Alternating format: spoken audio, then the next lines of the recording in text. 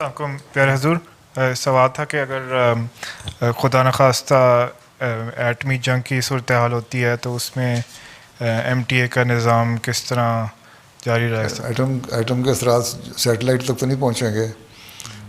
वो यहाँ से ट्रांसमिशन होती रहेगी इंशाल्लाह, है या इंशाल्लाह। वहाँ से भी होनी है। जिससे चल रहा है चलता रहेगा, जिन जो सुन सकेंगे सुन रहेंगे। जहाँ के पास बिजली होगी या पावर होगी वो देख लेंगे। रिमोट एरियाज़ भी तो है ना।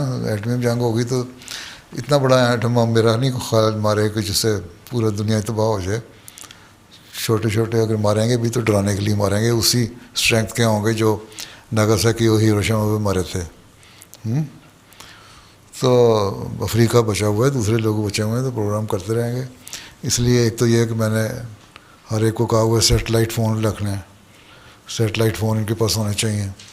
फिर ट्रांसमिशन के लिए अपना सिस्टम होना चाहिए, पावर बैकअप होगा सिस्टम होना चाहिए। वो हो तो डायरेक्ट लिंक किया जा सकता है। तो बाकी अल्लाह पे तवक्कुल करो, जी और क्या हो सकता है। जी।